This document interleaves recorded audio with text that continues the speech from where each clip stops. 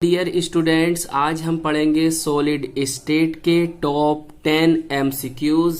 तो चलिए शुरू करते हैं इन्हें और आप इन्हें नोट कीजिए। देखिए पहला क्वेश्चन है हमारा, निम्नलिखित में से कौन सा अभिलक्षण क्रिस्टलीय ठोस का नहीं है। क्रिस्टलीय ठोस का कौन सा अभिलक्षण नहीं है।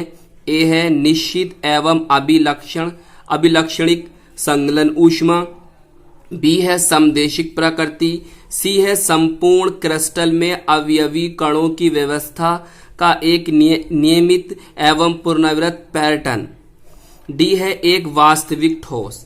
तो क्रिस्टल ठोस का कौन सा अभिलक्षण इनमें से नहीं है, तो आपका ऑप्शन सही है फ्रेंड बी।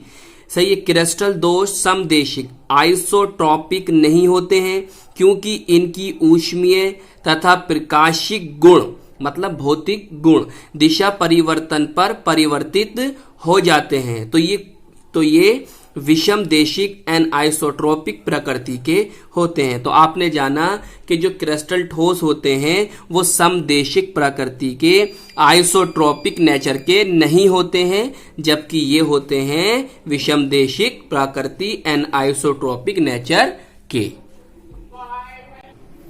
चलिए नेक्स्ट है, किसी शुद्ध क्रिस्टल में जालक स्थल डैश डैश द्वारा अध्यासित नहीं हो सकता।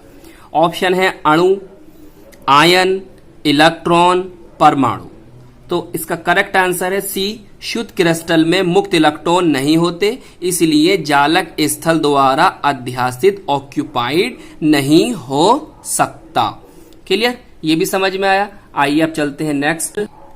देखिए डैश डैश में धनायन अंतराकाशी स्थल में उपस्थित होते हैं।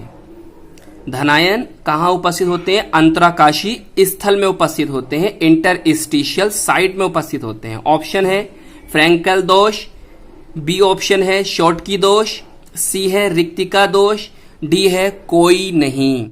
तो फ्रेंड आपका इसमें ऑप्शन सही है ए, क्योंकि फ्रैंकल दोष में ही क्या होता है कि कैटायन अपने जालक स्थल को छोड़कर जालक के अंतराकाशी स्थान में आ जाते हैं। जैसे कि आप इस फिगर में देख रहे हो कि एक कैटायन अपने स्थान को छोड़ता है और आ जाता है कहां पर? अंतराकाशी स्थान में।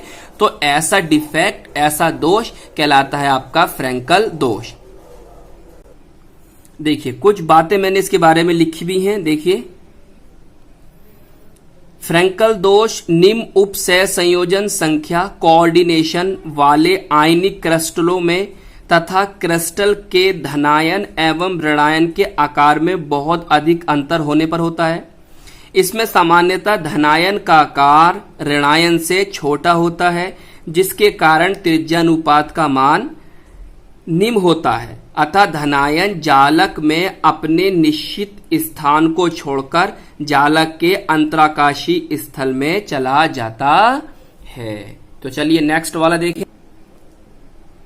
देखिए सिलिकॉन में एन प्रकार का अर्धचालक प्राप्त करने के लिए किस संयोजकता वाले पदार्थ को इसमें अपमिश्रित करना चाहिए। मतलब आप सिलिकॉन में एन प्रकार का अर्धचालक सेमीकंडक्टर प्राप्त करने के लिए आपको किस संयुक्ता वाले पदार्थ को इसके साथ डोपिंग कराना होगा, उसको अपमिश्रित कराना होगा। ऑप्शन है ए 2, 1, 3 एंड 5। तो फ्रेंड इसका आंसर है आपका 5 कि सिलिकॉन को 5 संयुक्ता वाले तत्व जैसे फास्फोरस या आर्सेनिक या एंटीमनी का अपमिश्रण डोपिंग कराना चाहिए। तो फ्रेंड आपने जाना कि सिलिकॉन जो होते हैं वो आपके होते हैं 14 वर्ग के, और जबकि ये हैं आपके 15 वर्ग के। तो 14 वर्ग के एलिमेंट को 15 वर्ग के एलिमेंट के साथ डोपिंग कराने पर आपको एन प्रकार के, एन टाइप के अर्धचालक प्राप्त होंगे। तो एक बात आपको याद रखनी है, 14 वर्ग की जो वैलेंसी होती है वो 4 होती है, 15 वर्ग की 15 ग्रुप की जो वैलेंसी होती है 5 होती है। तो 15 वर्ग का प्रत्येक एलिमेंट का 5वां इलेक्ट्रॉन कैसा रहेगा? फ्री रहेगा। क्योंकि वह सिलिकॉन के साथ 4 बॉन्ड तो बना लेगा, क्योंकि 4 इलेक्ट्रॉन उसमें और इसमें है 5, तो उसके 4 इलेक्ट्रॉन और 15वें वर्ग के एलिमेंट के 4 इलेक्ट्रॉन आपस में बॉन्ड बना लेंगे, परंतु 15वें वर्ग के प्रत्येक एलिमेंट का 5वां इलेक्ट्रॉन जो रहेगा वो फ्री रहेगा, और इस इलेक्ट्रॉन के कारण ही एन टाइप के अर्धचालक में करंट फ्लो होगी, विद्युत धारा का चालन होगा। तो इसलिए एक बात और याद रखना कि एन प्रकार के अर्धचालक इलेक्ट्रॉन की गति के कारण चालक होते हैं, तो इसलिए हम इनको ऋणात्मक अर्धचालक नेगेटिव सेमीकंडक्टर भी कहते हैं। तो चलिए नेक्स्ट वाला देखें। नेक्स्ट है फ्रैंकल दोष के कारण आयनिक क्रिस्टल का घनत्व। ए घटता है, बढ़ता है, परिवर्तित होता है, अपरिवर्तित रहता है। तो फ्रेंड आपको अभी हमने बताया कि फ्रैंकल दोष में जो कैटायन होता है वो अपने जालक स्थल को छोड़कर अंतराकाशी स्थान में आता है।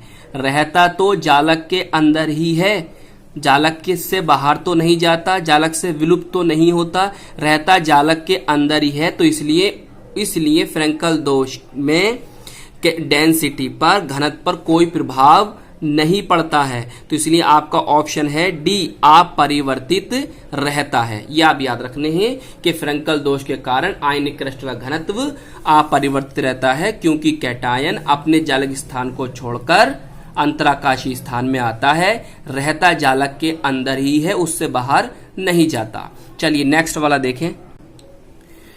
शॉर्ट दोष पाया जाता है। ऑप्शन है आपके NaCl में, AgBr में, KBr में, इन सभी में। तो इन सभी में पाया जाता है।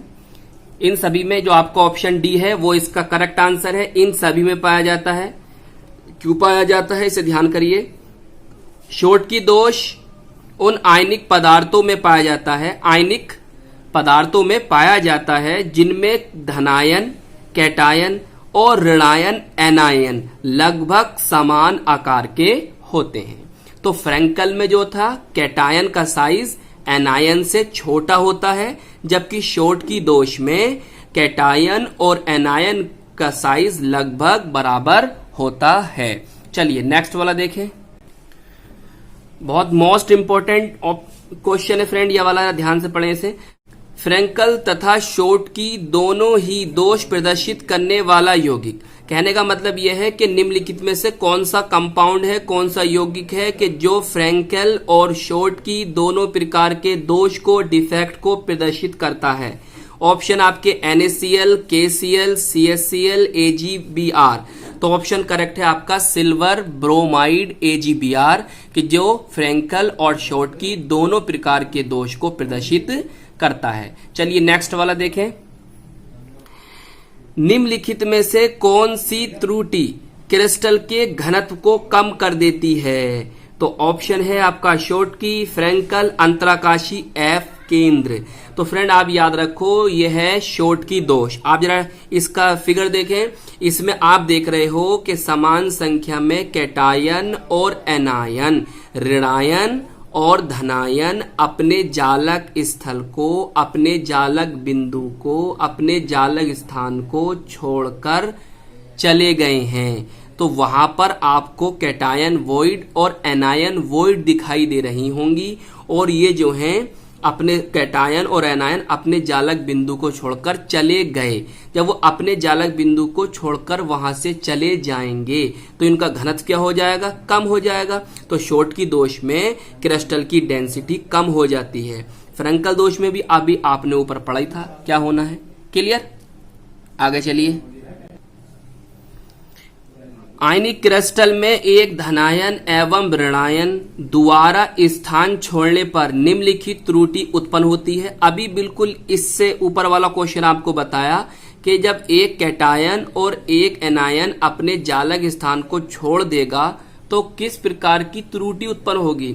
ऑप्शन शॉर्ट फ्रैंकल, अंतराकाशी, इनमें से कोई नहीं। अभी आपने पढ़ा कौन सी होगी? शॉर्ट दोष उत्पन्न होगा। क्लियर? अब देखिए नेक्स्ट वाला देखें।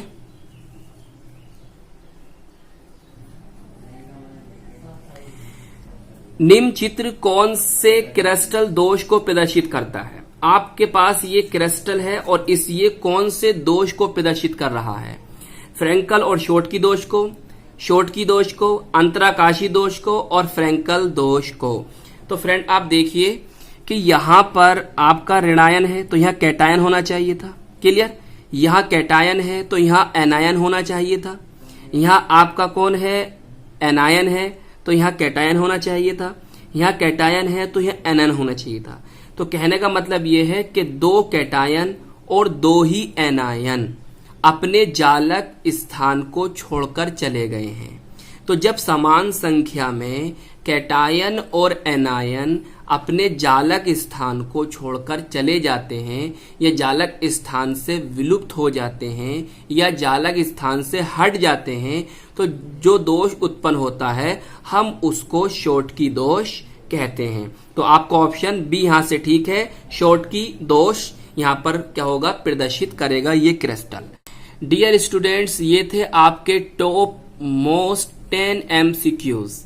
तो हम आपको मिलेंगे ऐसे ही 10 MCQs लेकर नेक्स्ट वीडियोस में। अगर ये आपको पसंद आई हो तो इसे लाइक कीजिए, शेयर कीजिए और हमारे चैनल को सब्सक्राइब कीजिए। हम मिलेंगे आपको इसकी नेक्स्ट वीडियो में।